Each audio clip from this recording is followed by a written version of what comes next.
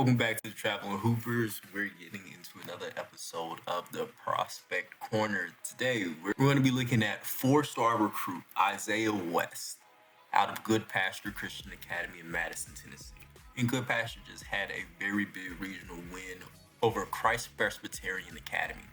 We're going to be calling that CPA going forward. They have some really good recruits as well. So this is a really good regional matchup to kind of see what Isaiah West is really made of. He's going up against 6-foot guard and Jordan DeWalt, who is really hard to stop. He got to the rim pretty much anytime he wanted, thanks to those strong shoulders and just a really good sense of attacking angles and getting downhill. He did that all night. Jake Dykstra, 6'4" guy who's really a shooter. Braeden Zapp, another dude who's going to be going to play at an NAIA school in Tennessee. Then we have guys like Braeden Moore, who Isaiah West defended, who's listed at a 6'8", 212-pound small forward, power forward. So this is what Isaiah West does. He can play defense. He can show off that athleticism. And he's developing into a really good passer. Maybe this is always something he's been having since his freshman year. I got into him a little late this summer when he was at the Pangos All-American Midwest. Really talented kid, really explosive, great build. Only listed at 6'1", but I believe the announcers were saying he's about 6'3" now. And he's just a stocky little muscle dude. There's not a lot that you can do to go through him, but he can go through you. He's going to take that contact. He's going to finish. He's not much of a shooter at this stage, but what he is showing from the defensive side and his ability to find people in transition, his willingness to pass, it's not going to be that much of an issue if he's truly a guy who at 6'3" can go outside of his position and guard a 6'8" dude like Braeden Moore, who's going to be a specialist at the Division I level because he's a really good shooter. And at that size, not a lot of people that can defend him. He reminds me of a lot of the ECU commit who comes out of Texas, Tate Mosher. Talking about a big guy, 6'6", good build, good shoulders, can really shoot over the top of guys. That's exactly what we're looking like at Braeden Moore, who tried to take Isaiah West in the post, and it just wasn't happening. The kid's strong, the kid's heady. He's one of the better defenders that I've seen in the 2023 class already, at least at his position. And as a 6'3" combo guard, if this is what he's going to give us, we're talking about athleticism, already coming out here with the defensive package, and a slight knack for scoring, at least at the rim, with that type of explosion and athleticism. Isaiah West is going to be a problem, ladies and gentlemen. Go ahead and put stock into this young man now. He is a 4-star recruit listed as the number 28 player in the class of 2023. I like Isaiah West. You should like Isaiah West too. He already has offers, albeit smaller offers at this point, from Kennesaw State, Middle Tennessee State, Nebraska, Ole Miss, Tennessee State, Tennessee Tech, Wake Forest. Guys, going into this summer, his junior year, expect his recruiting to explode as he gets with some team and in a summer season where we can actually get on the court and play basketball. We haven't really saw that last year, and with different circumstances, he is able to get the recognition that he has earned so far. But boy, I can tell you, this is only going to go up as he goes farther. There's too much of his game that's already solidified and makes him look really good as an on-ball or off-ball option, despite not being a guy who shoots well. I think he had 7 jump shots in this regional game, and he missed all 7. He still finished in double figures. He still had plenty of assists. He still played really good defense, and he rebounds well for the position too. There's a lot to like with this kid. We hop into another regional title game, but this time in Texas. In the 6A division, we have the Lake Highland Wildcats versus the Capel Cowboys. Capel is led by 4-star recruits Anthony Black and Ryan Agarwal, arguably one of the best duos in the city. And on the other side, Lake Highland has a really good mix of young and veteran talent. Their star freshman, Trey Johnson, standing about 6'4", can kind of get his shot from anywhere. At least that's what he did during the summer. And here it was more of the same. It was really nice to see him start the game guarding Ryan Agarwal, who's in that matchup. He gives up about 3 inches with Ryan being about 6'7", and he was able to push Ryan out of his normal catch and shoot spot for his patented turnaround jump shot, which was very impressive. The freshman's pull-up jumper was all right, and it's a tad shaky, but he could still make his shots when he wanted to. He looked like a really good on-ball creator. He was able to attack closeouts and make promising plays, even though they didn't exactly work out. He is a freshman, so he has his warts. But as freshmen go, what he specializes in, he does extremely well.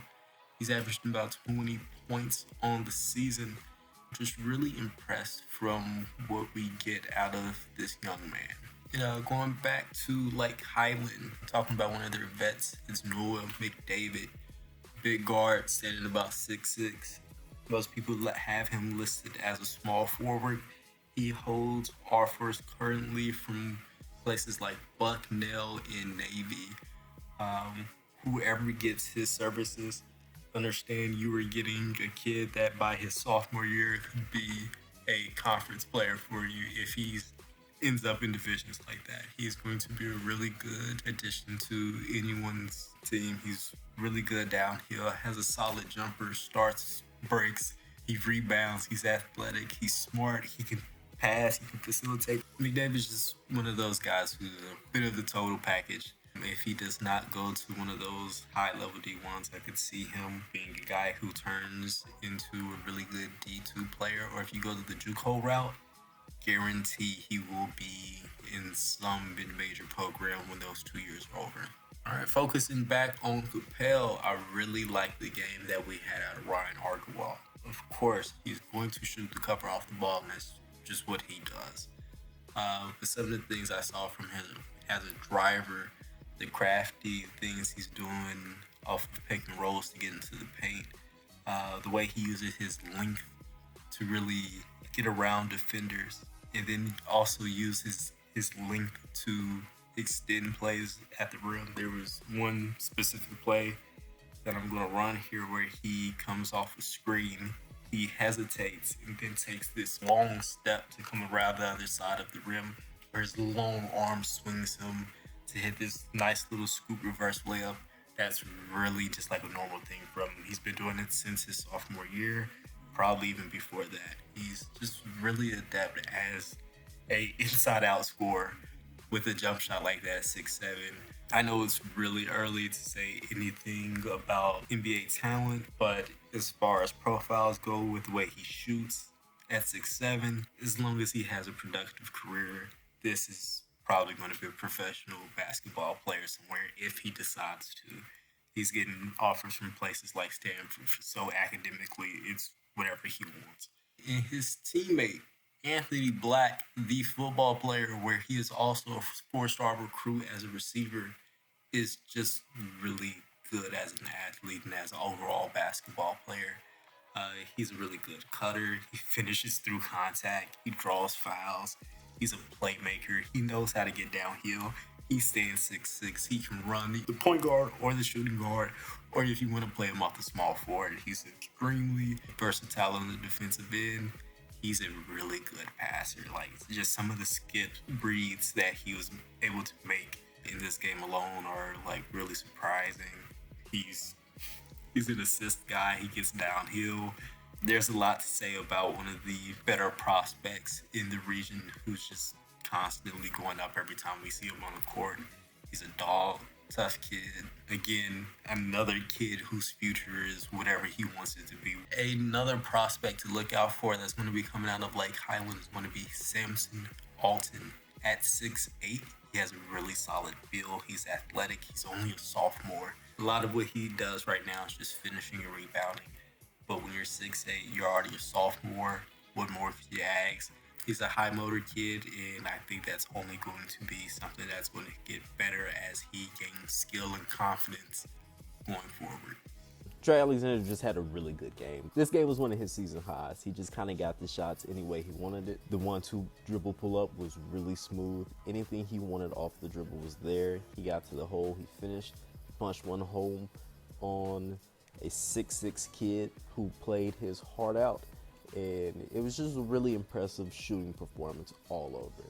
I really appreciate what he brings to the game, that size, especially as an off guard. Say he's the secondary playmaker. Auburn's in good hands. In the state of Texas, we go to the 4A division where we have Sasha Pate in Pinkston High School versus strong leadership that we have over there, Carter High School. They're both powerhouses in the district, and it would be Carter who will go on to win, but it was Sasha Paint who impressed me the most out of the prospects there.